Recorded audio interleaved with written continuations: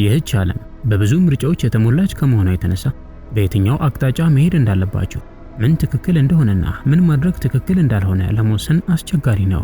ነገር ግን በስተመጨረሻ መልሱን ማወቅ የምትችሉት እናንተ ራሳችሁ ብቻ ናችሁ። ይህ ማለት ስለ ገዛ ራሳችሁ ይበልጥ መማር ይኖርባችኋል ማለት ነው።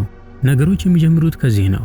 ምክንያቱም ማንነታችሁ ምን እንደሆነና ምን እንደሆናችሁ ስታስቡ ስለ ራሳችሁ የተሳሳተ እይታና ግንዛቤ ካላችሁ በዚህ የህይወት ቆይታችሁ ውስጥ ውሳኔዎቻችሁን የምትመሰርቱባቸው ሌሎች ነገሮች በሙሉ በትክክለኛው አቅጣጫ ሊቀመጡ አይችሉም። ግባችሁ ላይ መድረስ ትፈልጋላችሁ። በፍጥነት መድረስ የሚቻለውስ እንዴት ነው? በውስጣዊ ጉልበታችሁ ወይንም ኢነርጂያችሁ ላይ ትኩረት አድርጉ። ይህ ማለት በአእምሯችሁ ላይ ትኩረት አድርጉ ማለት ነው። ግባችሁን ከአእምሯችሁ አታውጡት። ጠዋት ከእንቅልፋችሁ ከተነሳችሁበት ቅጽበት ጀምሮ እስከ ምሽት ድረስ የምታደርጉትን ማንኛውንም ነገር ስታከናውኑ ግቡን በአእምሯችሁ ውስጥ አስቀምጡት። ይህ ግባችሁን እውነት እንዲሆን ለማድረግ ፈጣኑ መንገድ ነው። ለእናንተም ሆነ ለኔ የተሰጠን ህይወት የተገደበ ነው። እናም የገዛ ራሳችሁ ፊልም ዳይሬክተር እንደሆናችሁ አድርጋችሁ አስቡ። ከሰውነታችሁ ወጥታችሁ አሁን ራሳችሁን ተመልከቱ። የራሳችሁን ታሪክ እየጻፋችሁ መሆናችሁን ልብ በሉ። ታሪካችሁን እንዴት አድርጋችሁ መጻፍ ትፈልጋላችሁ?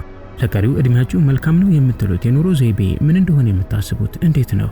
ምቾት ማጣት፣ ደህንነት ማጣት፣ ፍቅር ማጣት፣ በጠቅላላው በህይወት አለመርካት ወይም ይህንን የመሳሰሉ ስሜቶች እንዲሰማችሁ ትፈልጋላችሁ? በዚህ ላይ ተመስርተን ስናየው የሰዎች የህይወት ዓላማ ሊለያይ ይችላል። መጓዝ እወዳለሁ፣ ይህንን ህይወቴን ተጠቅሜም ቢያንስ በዙሪያዬ ላሉ ወንድሞችና እህቶቼ አንድ ነገርን ማበርከት እፈልጋለሁ ትሉ ይሆናል። በእርግጥ ይህ ሐሳብ ከእንቅልፋችሁ ስትነቁ ደስ እንዲላችሁ ያደርጋል። ያሰባችሁትን ለማድረግም ተወዱ ይሆናል። ዓላማና የመኖር ምክንያት ይሰጣችኋል። ስለዚህ ይህ እጅግ በጣም ግላዊ ወይንም ፐርሰናል የሆነ ነገር ነው። ሁልጊዜም የሆነን ነገር በማድረግ ዶዊንግ እና በመሆን ቢይንግ መካከል ከባድ የሆነ ትግል አለ። በማድረግ ረገድ የምታደርጉትን ነገር ለምን ታደርጋላችሁ? ለምን ወደ ተግባር መግባት ትፈልጋላችሁ? የሚል ጥያቄ ይነሳል። ከዚህ ጥያቄ መልስ ጋር በአብዛኛው ግብ፣ ዓላማ ወይንም ፐርፐዝ የሚል መልስ አለ። ያ ግብ ፐርፐዝ ለምን ይኖራችኋል? ምክንያቱም በዚያ ቅጽበት በግልጽ የሚጎድላችሁን ነገር ለማግኘት እያለማችሁ ስለሆነ ነው። ይህ አይነቱ የግብ አቀማመጥ ቀድሞውኑ ከጉድለት የመጣ ነው ወደሚለው ይመራናል። የሆነ ነገር እንደጎደላችሁ ይሰማችኋል። ለዚያ ስትሉም የሆነ ነገር ማድረግ ይኖርብኛል ትላላችሁ። የሆነ ነገር እንደጎደላችሁ ስለሚሰማችሁ ራሳችሁን ማስተማር እንደሚኖርባችሁ ታስባላችሁ። እንግዲህ ይህ አንደኛው አቅጣጫ ነው። ወደ ዋናው ምንጭ ስንመለስ ምናልባት በጣም ፍልስፍናዊ የሆነ ሐሳብ ሊመስል ይችላል። ከእናንተ ላይ የሚጨመርም ሆነ ከእናንተ ላይ የሚቀነስ ምንም ነገር እንደሌለ ግን ልታስታውሱ ይገባል።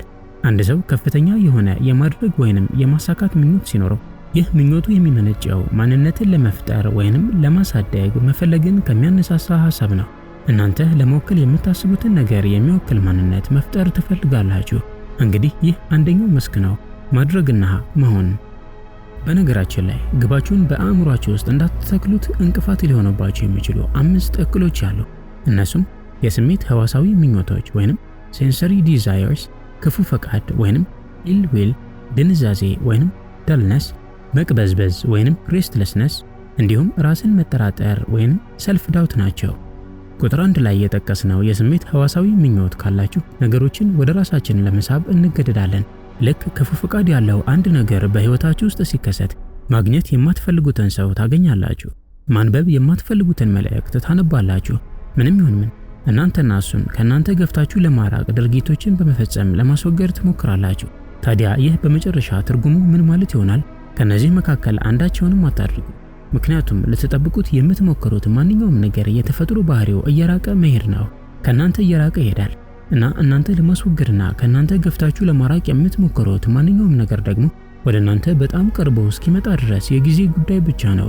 የሰከነውን ውሃ አትንኩት። በጣም የሚናወጥ ህይወት እንዲኖራችሁ ካልፈለጋችሁ ውሃውን አትንኩት። ምክንያቱም በነካችሁት ቅጽበት የእናንተ ንክኪ ለሞገዱ መፈጠር መነሻ ይሆናል። በተመሳሳይ መንገድ ግባችሁን መከተል ትፈልጋላችሁ። በዚያ ግብ ላይ ነገሮች ቀላል እንዲሆኑላችሁ ትፈልጋላችሁ። በግቦቻችሁ መስመር ላይ ምንም አይነት ተጨማሪ የውሃ ንክኪ እንዳትፈጥሩ። አንድን ነገር ስለወደዳችሁት ብቻ አትንኩት። አንድን ነገር ስለጠላችሁትም ብቻ አትንኩት። ምክንያቱም ወደ ግባችሁ ስትጓዙ እዚህም እዚያም ስትነኩ በዙሪያችሁ ያለውን ነገር ሁሉ ታናውጡታላችሁ። ይህም እስከ መጨረሻው የሚያደርሳችሁ አቅማችሁ ከግባችሁ መጀመሪያ ላይ እየተወሰደ ይበተናል ማለት ነው። አንድ ነገር አትወዱትም ማለት እዚያ ቦታ ላይ ጉልበታችሁን ታፈሱታላችሁ ማለት ነው። አንድን ነገር ስትወዱትም ጉልበታችሁን ወደ ራሱ ይስበዋል። አትግፉ፣ አትሳቡ። ወደ ክበባችሁ ማን እየገባ እንደሆነ በጣም ንቁ ሆናችሁ ተከታተሉ። በመጨረሻም ግን በራሳችሁ ላይ እርግጠኛ ሁኑ። የእቅዳችሁን ንጽህና ጠብቁ። ሰዎች አስቸጋሪውን ነገር ማወቃቸው ምን ይጠቅማቸዋል? ምክንያቱም የህይወት መንገድን የሚያሳይ ምልክት ስለሆነ ነው። በዚህ ህይወት ውስጥ የምታሳልፉባቸው የልማድ መንገዶችን ያመለክታል። በዚህ ዘመን መኖር ቀላል አይደለም። ብዙ ምኞቶች በኖራችሁ ቁጥር መንገዳችሁ ይበልጥ አስቸጋሪ ይሆናል።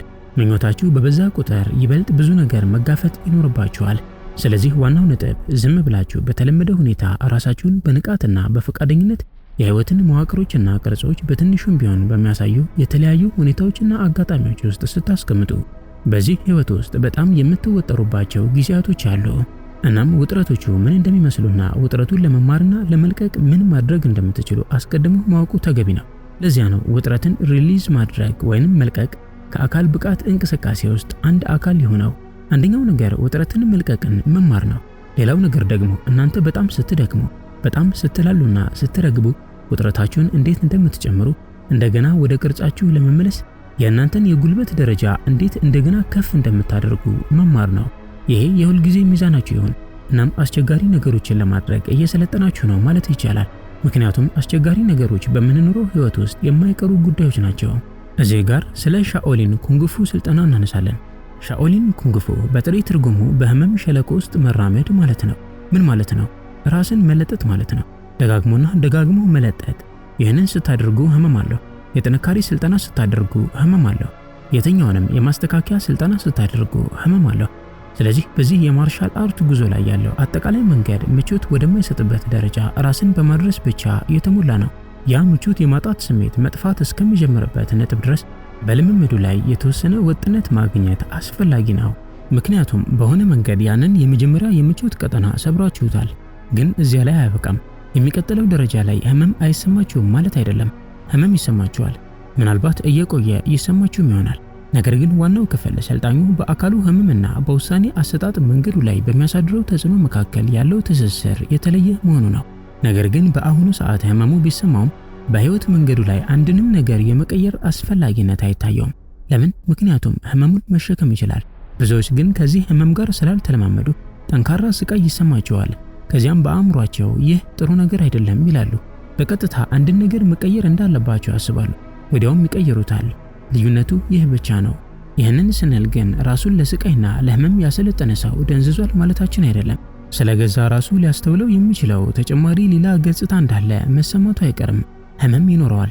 ነገር ግን ለአሁን ህመሙ ምንም ማለት እንዳልሆነ ያውቃል። ይህ ፍጹም ውስጣዊ ስራ ነው። እዚህ ውጪ ላይ ካለው ስራ ጋር ምንም ግንኙነት የለውም። ህመምን መቋቋም መቻል የውስጥ ስራ ነው።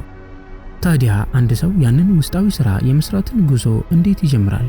አሁን ስለገዛ ራሳችሁ፣ ስለ ስሜታዊ ሁኔታችሁ ይበልጥ ንቁ ለመሆን ጊዜያችሁን ኢንቨስት ስታደርጉ ህይወታችሁን እንደሚጠቅም እምነት ትጥላላችሁ።